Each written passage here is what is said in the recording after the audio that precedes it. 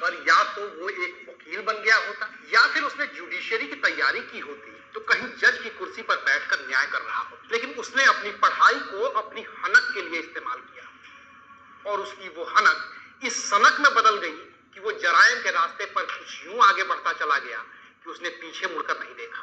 पिछले 10-12 साल में पंजाब पुलिस के एक कांस्टेबल के बेटे ने देश ही नहीं बल्कि पूरी दुनिया में वो दहशत फैलाई कि आज की तारीख में उसके पास 700 शूटरों की एक फौज है जो उसके एक इशारे पर किसी को भी मार सकती है। आखिर क्या है कहानी लॉरेंस बिश्नोई की, जिसने महाराष्ट्र की राजनीति के एक अहम किरदार बाबा सिद्दीकी की हत्या करके मुंबई में वो हनक हासिल करने की कोशिश की है जैसी हनक कभी 90 के दशक में दाऊद इब्राहिम की हुआ करती थी।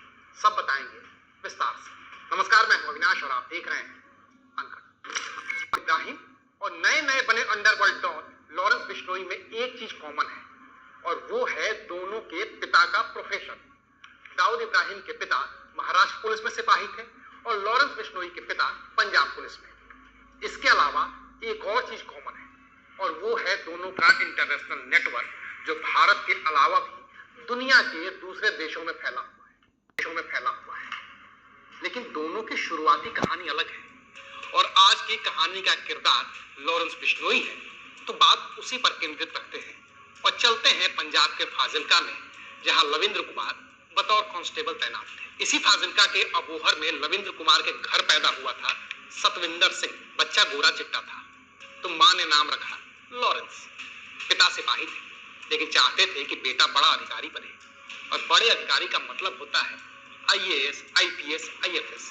तो बच्चे की शुरुआती पढ़ाई अबोहर में करवाने के बाद आगे की पढ़ाई के लिए पिता ने चंडीगढ़ DAV भेज दिया। कॉलेज में आने के साथ ही उसकी दोस्ती हुई गोल्डी बराड़ से और फिर कॉलेज में दोनों की दोस्ती की मिसालें दी जाने लगी। LLB की पढ़ाई के दौरान उसने छात्र राजनीति में हाथ आजमाने के लिए अपना एक संगठन बनाया, नाम दिया सोपू यानी कि student organisation of Punjab university. और इस संगठन के बैनर तले लॉरेंस बिश्नोई ने साल 2010 में DAV में छात्र संघ अध्यक्ष का चुनाव लड़ा उसके और डग का ग्रुप, जिससे लॉरेंस चुनाव हार गए। और इस संगठन के बैनर तले लॉरेंस बिश्नोई ने साल 2010 में DAV में छात्र संघ अध्यक्ष का चुनाव लड़ा। उसके विपक्ष में दो और ग्रुप थे, उदय सह और डग का ग्रुप, जिससे लॉरेंस चुनाव हार। 11 फरवरी 2011 को लॉरेंस बिश्नोई और उदय सह डग का ग्रुप आमने सामने टकरा गया।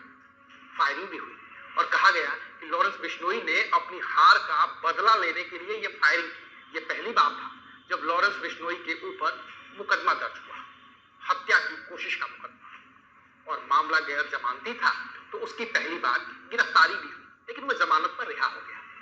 हालांकि इससे पहले भी साल 2006 में पंजाब के सुखना में डिम्पी नाम के एक शख्स की हत्या हुई। उस केस में रॉकी का नाम सामने आया था जो लॉरेंस बिश्नोई का करीबी था, लेकिन तब उस केस से लॉरेंस बच गया था। 2011 में फिरोजपुर में एक फाइनेंसर के साथ हुई लूट में भी लॉरेंस का नाम सामने आया तो था, लेकिन तब भी उस पर केस दर्ज नहीं हुआ।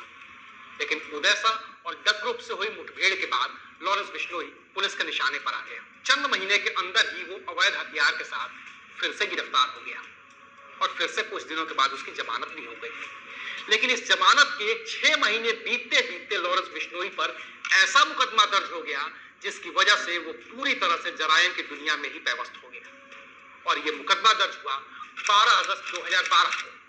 थाना था चंडीगढ़ का सेक्टर 34 और केस था हत्या की कोशिश और दंगा। जाहिर है ये मुकदमा भी गैर जमानती था तो लॉरेंस बिश्नोई फिर से गिरफ्तार हो गया। जमानत पर बाहर आने के बाद लॉरेंस हत्या, लूट और डकैती करता ही रहा, जेल जाता रहा और जमानत पर बाहर भी आता रहा। इसी दौरान दिसंबर 2014 में उसके मामा के 2 बेटों की हत्या हो गई। हत्या करवाई थी गैंगस्टर रम्मी मशाना और हरियाणा जेल में बंद बठिंडा के हरगोविंद सिंह ने। तो लॉरेंस बिश्नोई भी इन दोनों की हत्या करवाना चाहता था, बदला लेना चाहता था, लेकिन वो जेल में बंद था। 17 जनवरी 2015 को जब पंजाब की खरड़ पुलिस उसे कोर्ट में पेशी के लिए लेकर जा रही थी, वो पुलिस को चकमा देकर फरार हो गया। फरारी के बाद वो खरड़ और दिल्ली होते हुए नेपाल चला गया। नेपाल में उसने करीब 60 लाख रुपए के विदेशी हथियार और बुलेट प्रूफ जैकेट तक खरीद लिए और पंजाब हरियाणा के आसपास आकर वो रम्मी मशाना की तलाश में जुट गया ताकि वो उसकी हत्या कर सके। अभी वो रम्मी मशाना की तलाश कर ही रहा था कि 4 मार्च 2015 को फाजिल्का पुलिस ने उसे गिरफ्तार कर लिया। लेकिन इस बार जब लॉरेंस बिश्नोई जेल गया तो उसने जेल में ही अपनी फौज बनानी शुरू कर दी।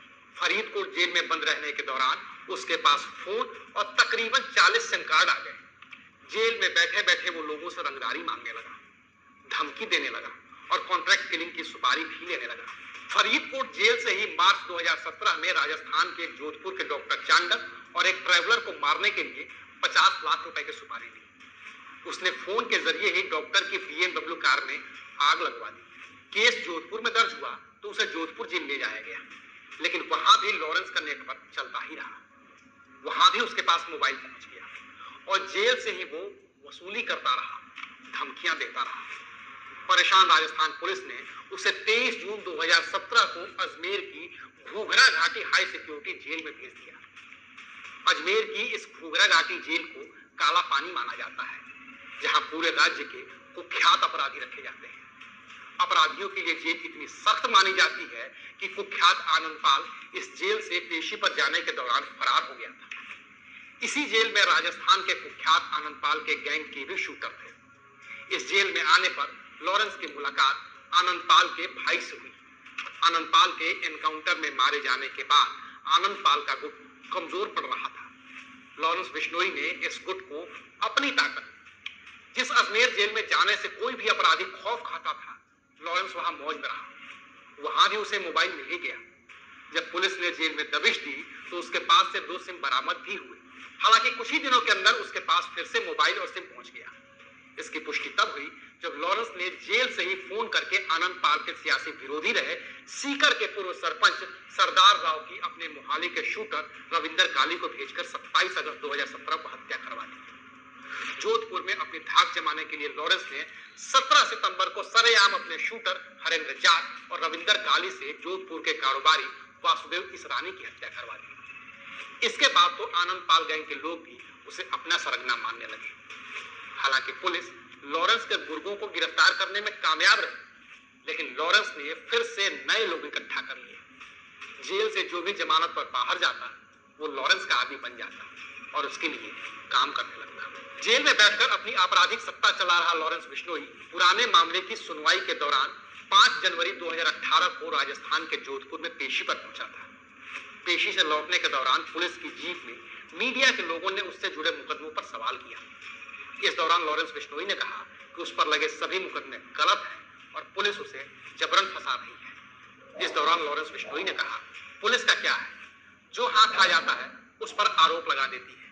आज मुझ पर आरोप लगाया है, कल कोई और पकड़ा जाएगा तो उस पर आरोप लगा देंगे। मैं तो एक स्टूडेंट हूं, मेरा आपराधिक मामलों से कोई लेना देना नहीं है। अपराध क्या होता है यह तो जब सलमान खान को यही मारूंगा तो पता चलेगा। हालांकि लॉरेंस कभी सलमान खान तक तो नहीं पहुंच पाया, लेकिन उसकी धमकियां लगातार सलमान खान और उनके पिता सलीम खान तक पहुंचती रही। इस बीच लॉरेंस बिश्नोई के पुराने दोस्त रॉकी की हत्या हुई तो इस हत्या का बदला लेने के लिए लॉरेंस बिश्नोई ने गैंगस्टर जयपाल खुल्लर की भी हत्या करवा दी और फिर 2021 में उसे राजस्थान की जेल से निकालकर दिल्ली की तिहाड़ जेल में शिफ्ट कर दिया गया। लेकिन यहां भी लॉरेंस बिश्नोई की अपराध गाथा कम नहीं हुई, बल्कि उसका जो साहस और भी बढ़ गया। उसने कनाडा में बैठे अपने पुराने दोस्त गोल्डी बराड़ के जरिए पंजाब के मशहूर सिंगर सिद्धू मूसेवाला की हत्या करवा दी और कहा कि यह हत्या उसके साथ ही विक्की मिद्दू खेड़ा की हत्या का बदला है। सिद्धू मूसेवाला की हत्या के बाद लॉरेंस ने नवंबर 2023 में पंजाब के एक और सिंगर और सलमान खान के पुराने दोस्त गिप्पी ग्रेवाल के घर पर भी फायरिंग करवाई। इसके अगले ही महीने दिसंबर 2023 में लॉरेंस बिश्नोई ने करणी सेना के अध्यक्ष सुखदेव सिंह गोगामेड़ी की भी जयपुर में सरेआम गोली मारकर हत्या करवा दी। इसी साल यानी कि अप्रैल 2024 में उसने सलमान खान के घर गैलेक्सी अपार्टमेंट के बाहर फायरिंग करवाई और अब तो उसने सलमान खान के सबसे करीबियों में शुमार और 3 बार के कांग्रेस विधायक रहे बाबा सिद्दीकी की भी हत्या करवा दी है। तो क्या अब लॉरेंस बिश्नोई भारत का अगला दाऊद इब्राहिम बन रहा है? जवाब है हाँ, वो उसी की राह पर आगे बढ़ रहा है और ये कोई मीडिया की कयासबाजी नहीं, बल्कि देश की सबसे बड़ी जांच एजेंसी NIA की चार्जशीट कह रही है, जिसमें दावा किया गया है कि लॉरेंस बिश्नोई के पास करीब 700 शूटरों की एक फौज है और इनमें भी 300 शूटर तो सिर्फ और सिर्फ पंजाब से हैं। दाऊद इब्राहिम की डी कंपनी से तुलना करते हुए एनआईए ने अपनी चार्जशीट में कहा है कि जिस तरह से 90 के दशक में छोटे मोटे अपराध करके दाऊद इब्राहिम ने अपना इंटरनेशनल नेटवर्क बना लिया था, ठीक उसी तरह से लॉरेंस बिश्नोई ने भी नॉर्थ इंडिया के साथ साथ इंटरनेशनल लेवल पर अपने नेटवर्क का विस्तार कर लिया है। आज की तारीख में भारत में लॉरेंस बिश्नोई भले ही गुजरात की सबसे सुरक्षित जेलों में से एक साबरमती जेल में बंद है, लेकिन उसका नेटवर्क हिमाचल प्रदेश से लेकर पंजाब, हरियाणा, दिल्ली, उत्तराखंड, उत्तर प्रदेश, बिहार, झारखंड, राजस्थान, गुजरात, मध्य प्रदेश और महाराष्ट्र तक फैल गया है, जबकि विदेश में कनाडा, अमेरिका, पाकिस्तान और दुबई तक उसके गुर्गे फैले हुए हैं, जो उसके एक इशारे पर किसी की भी हत्या करने को तैयार हो जाते हैं। उसके ऊपर 50 से ज्यादा मुकदमे हैं, लेकिन सजा किसी भी केस में नहीं हुई है।